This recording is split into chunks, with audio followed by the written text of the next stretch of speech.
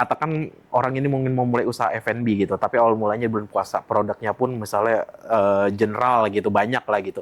Itu yang dia harus lakukan pertama tuh apa? Bimbang untuk memilih kenapa gue harus membeli produk ini gitu kalau nggak ada nilai plusnya. Produk gue untuk kalangan atas aja, produk gue untuk kalangan menengah, produk gue untuk kalangan bawah. Lebih baik dari awal dispesifikan atau dibiarin aja biar market sendiri yang menentukan atau enggak? Sebuah bisnis itu butuhkan adalah bukan hanya dicobanya tapi di repeat ordernya gitu. Ketika nih ada suatu produk katakan dia di awal itu laris gitu, tapi berikutnya langsung flop, itu kayak masa-masa bulan madu. Itu sebenarnya hal lumrah yang terjadi nggak sih dalam bisnis F&B kayak gitu? Agak pas dimakan, nyang kenyang gitu. Jadi langsung udah kenyang, nggak mau nyoba lagi gitu. Kita tahu ada dua orang yang berpikiran bahwa, contohnya Steve Jobs, ya kan dia pendiri Apple, dia berpikiran bahwa pasar itu bisa diciptakan. Yes. Yang kedua adalah yang memikirkan bahwa lo nggak bisa nyetain pasar, lo hanya bisa ngikutin gitu. Lo sendiri ngeliatnya untuk dunia F&B, lo termasuk percaya yang mana? Pasar bisa diciptakan atau ya lo nggak bisa nyiptain pasar gitu?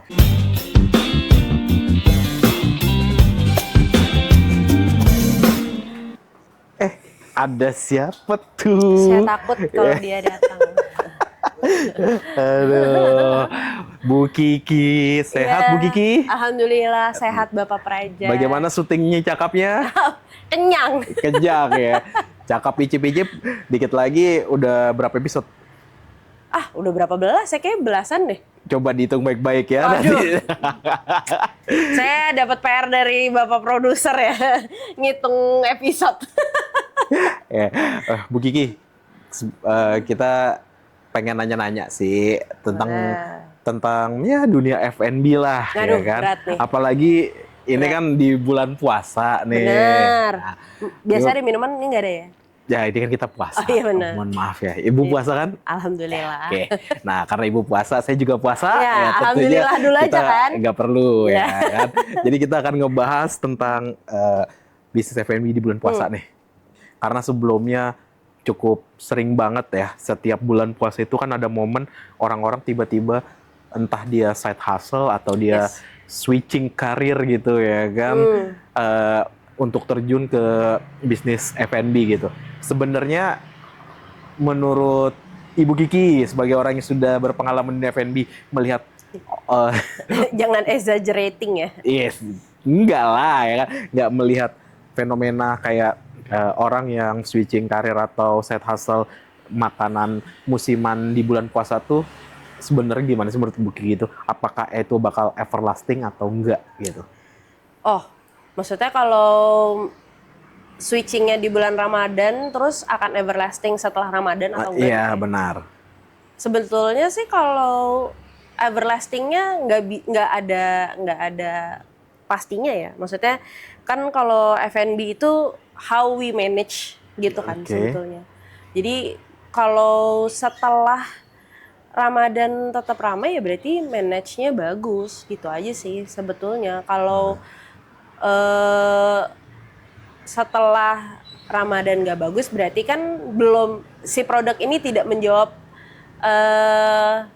problem setelah Ramadan kan sebetulnya. Kan sebetulnya produk itu tetap harus menjawab permasalahan yang ada ya. Oke.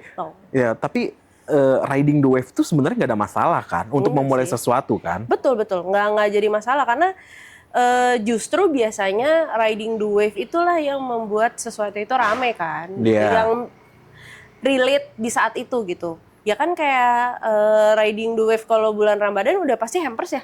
Oke, benar. Gitu, jadi Ramadan itu kan dimana waktunya orang-orang berbagi bukan hanya sesama keluarga tapi kadang-kadang sama relasi, teman, apalagi sebuah company juga kadang-kadang mereka akan mengirimkan hampers untuk klien-klien gitu ya, untuk partner kerja dan lain-lain gitu. Jadi hampers tuh udah jadi salah satu pilihan yang oke untuk bisnis musiman Ramadan ya. Oke. Kalau gitu misalnya katakan pada saat ini kan tadi kita ngomong hampers itu kan pasti bisa bentuknya macam-macam ya. Entah kayak cookies kah atau nastar kah. Nah, ketika orang-orang katakan mencoba untuk riding the wave di bulan Ramadan dengan dia berjualan nastar gitu, ya kan? Kalau mereka ingin benar-benar supaya bisa punya bisa punya cengkraman atau bisa punya fondasi yang kuat untuk after Ramadan. Tadi kan Ibu bilang harus bisa menjawab permasalahannya gitu. Tapi kalau emang di luar bisa menjawab apa yang dibutuhkan konsumen, apa sih sebenarnya yang harus diperlukan gitu ketika lo memulai usaha di bulan puasa, lo riding the wave di bulan puasa, tapi lo ingin terus bertahan setelah pasca bulan puasa. Karena kita lihat sebelumnya tuh banyak juga yang kayak makanan, contohnya kayak es kepal Milo, bukan sih? Es, ya kan? Itu kan nggak hanya bertahan sebentar kan, abis itu hilang kayak gitu.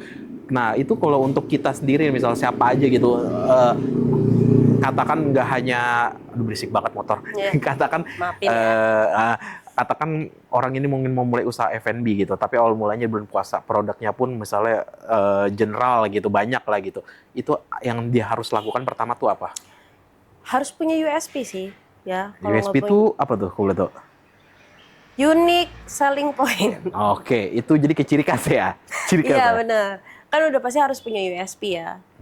Kalau nggak punya USP dan sama-sama yang lain kan orang juga akan bimbang untuk memilih kenapa gue harus membeli produk ini gitu. Kalau nggak ada nilai plusnya gitu. Pun ini balik lagi ditarik nggak general ya. Kalau di Ramadan itu kan balik lagi kayak ditarik ke hampers gitu misalkan ya. Yang memang rame lah kalau Ramadan gitu. Hampers itu kan banyak ya jenisnya. Yaitu kayak kamu bilang tadi kan, tadi ada cookies, ada makanan berat dan lain-lain gitu ya. Itu kan bisa dikemas dengan cara masing-masing ya. Cuman target marketnya pasti akan menyentuh sesuai dengan target marketnya masing-masing gitu. Makanya bagaimana kita mendeliver si produk-produk ini untuk kena atau bisa dimakan sama target yang emang kita tuju lah gitu. Kayak misalkan ya aku pernah kerja di tempat kerja yang emang kalau lagi di Ramadan tuh hampersnya gila lah. Menurut aku unique selling point-nya adalah dari packaging. Karena packagingnya cantik gitu ya. Pun mendeliver by fotonya atau by katalognya itu juga cantik, clean gitu ya. Jadi untuk beberapa target marketnya ya itu jadi salah satu yang menarik untuk dibeli. Slash pun dengan rasa yang oke ya. Jadi kadang mata dikasih hal yang enak gitu ya, tapi kalau tiba-tiba dicobain kurang enak juga kan nggak beli ya, nggak repeat order gitu. Tapi kan yang sebuah bisnis itu butuhkan adalah bukan hanya dicobanya, tapi di repeat ordernya gitu. Kayak ya es kepal Milo gitu. Dia nilainya orang beli jatuhnya karena penasaran. Tapi habis itu ya udah selesai gitu. Nah kan kalau orang tahu by look oke, by rasa oke, berarti kan probability untuk membeli laginya lebih besar. Jadi hitungannya ketika lo ingin memulai bisnis F&B dan untuk bertahan lama, lo pertama lo harus cari USP-nya atau unique selling point-nya. Ketika lo udah menemukan unique selling point-nya, lo juga harus memikirkan rasanya gitu. And how we tell the product gitu. Bagaimana kita bercerita tentang produknya gitu. Tapi harga juga termasuk gak sih? Nah, harga juga termasuk, tapi yaitu kita targetednya kemana dulu nih, gitu kan?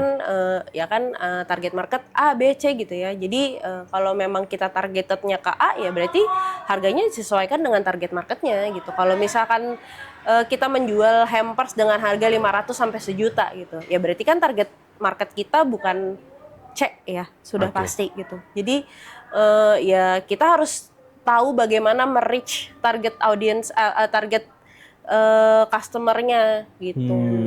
Jadi balik lagi, harga itu akan lo melempar harga dan tentunya lo harus tahu sasarannya ya. Bukan sembarangan aja gitu, lo lempar harga gitu.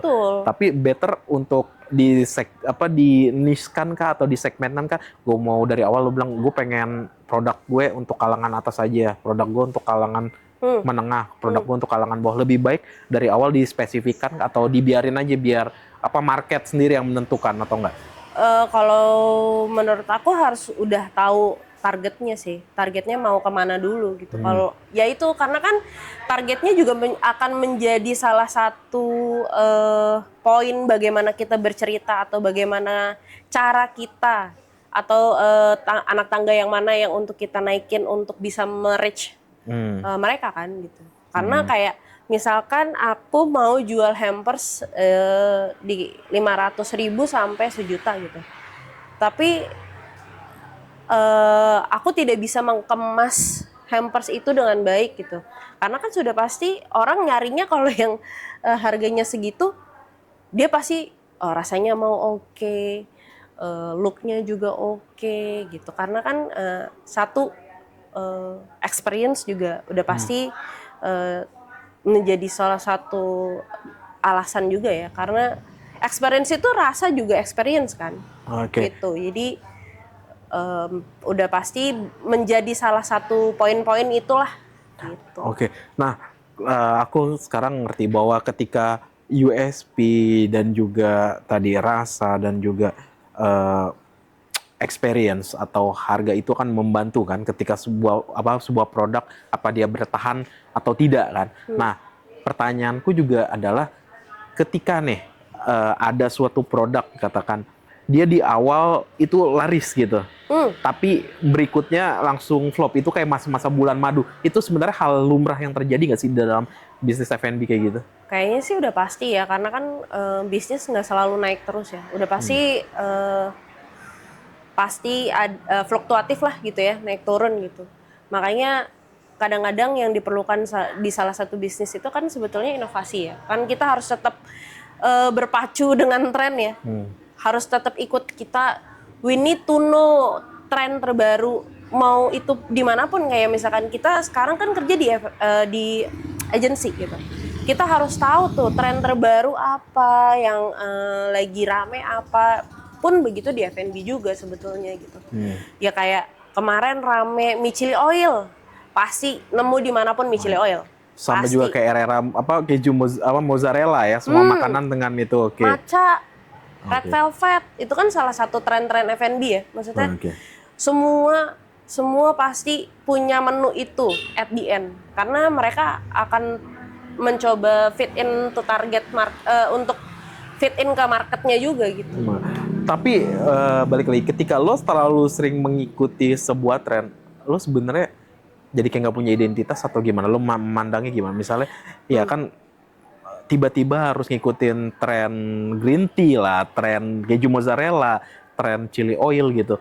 Itu kayak lo jadi kayak nggak punya identitas nggak sih? Dan orang tuh kan melihat produk lo kayak, ini produk nggak jelas nih gitu. Itu lo ngeliatnya gimana kayak gitu? Ya kan tergantung juga, kan nggak mungkin ya kalau kita F&B-nya kan ada pastry, ada makanan kayak warteg, itu kan F&B juga ya. Kan nggak mungkin ya kita bikin capcay red velvet gitu kan, nggak mungkin ya. Agak pas dimakan, nyang kenyang gitu. Jadi langsung udah kenyang, nggak mau nyoba lagi gitu. Jadi kan udah pasti apapun yang di R&D kan apapun yang mau dicoba fit in kan sesuai dengan apa yang kita jual juga gitu. Kalau misalkan lagi ramenya matcha ya mungkin di minuman masih masuk, di kue masuk, red velvet minuman, cake, pastry itu masih masuk lah ya. Kategorinya kan bakery, kue gitu ya. Tapi kan nggak mungkin kalau misalkan kayak kita jualan mie ayam rasa red velvet gitu. Nggak fit in juga gitu. Kan pasti itu going through R&D yang pelik lah gitu. Pasti kan dicoba dulu untuk dapetin rasa yang sesuai dengan apa yang kita suka kan. Bukan kita suka aja, tapi apa yang masyarakat suka juga kan harus go through banyak R&D gitu. Nah, kalau gitu, kalau misal kita udah ngeliat kan sekarang kita udah berada di era sosial media, ya kan, lo bisa memasarkan segala sesuatunya lewat sosmed, ya kan, nggak hanya offline tapi juga kan via online kan bisa. Nah, dari lo sendiri, lo mengelihatnya bahwa brandingan tuh penting nggak sih untuk sebuah bisnis F&B atau untuk sebuah produk F&B itu penting nggak? Branding itu penting nggak? Kayaknya apapun ya, sebuah brand pasti tetap penting ya. Maksudnya brand itu kan kayak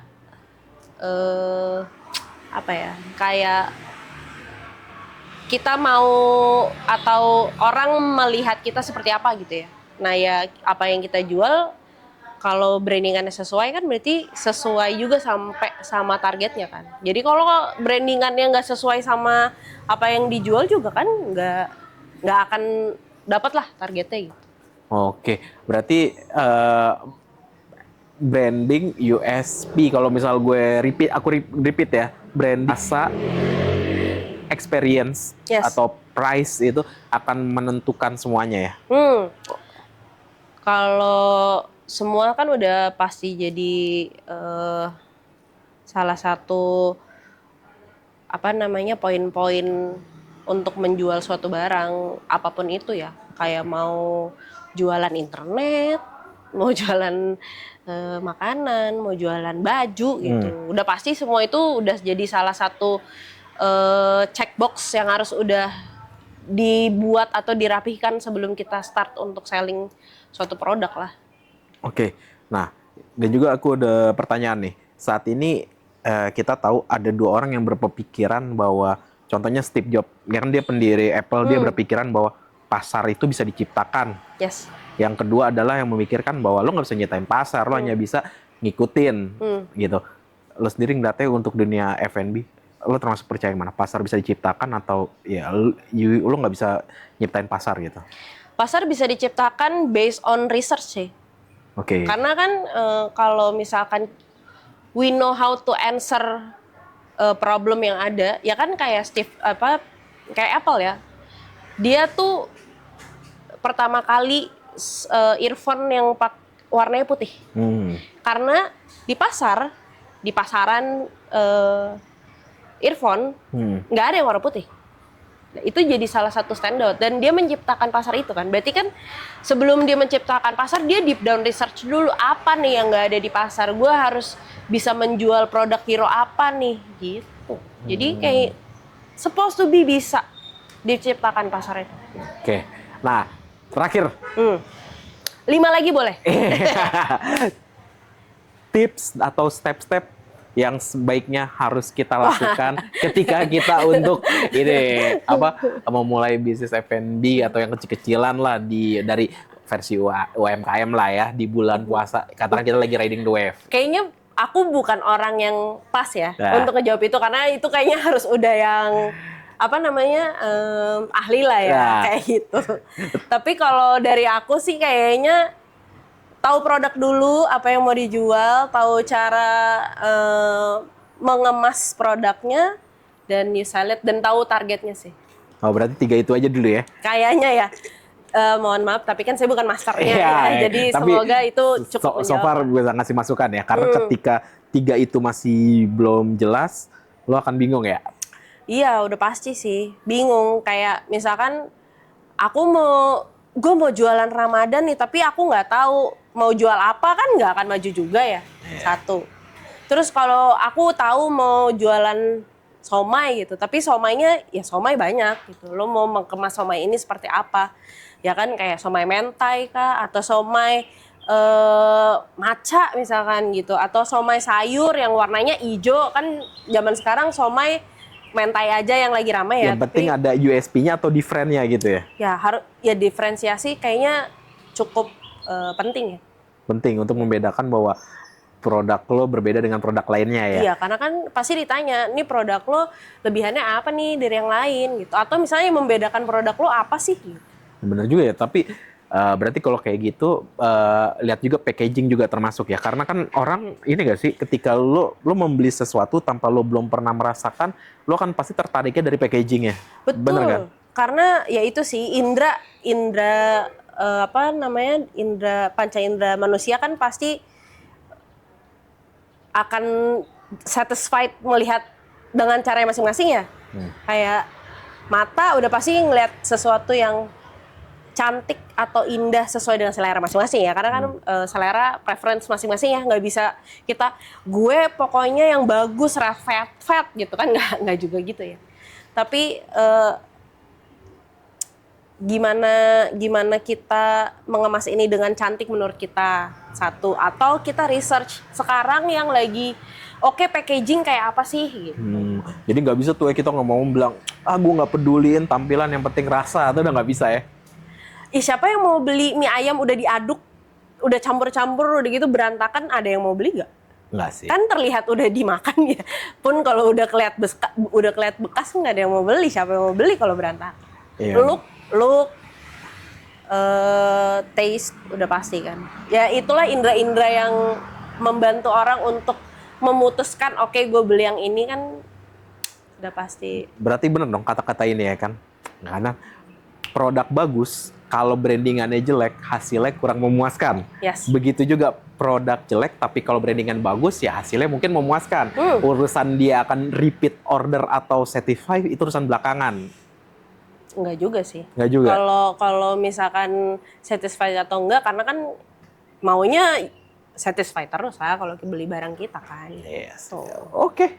Sangat luar biasa sekali ya bertemu dengan Anda ya kan di sore hari ini, dan berhubung ini udah mau mulai berbuka dan saya ingin mencari Alhamdulillah ya. Saya ingin mencari takjil, jadi mari kita akhiri. Assalamualaikum Warahmatullahi wabarakatuh ya kan.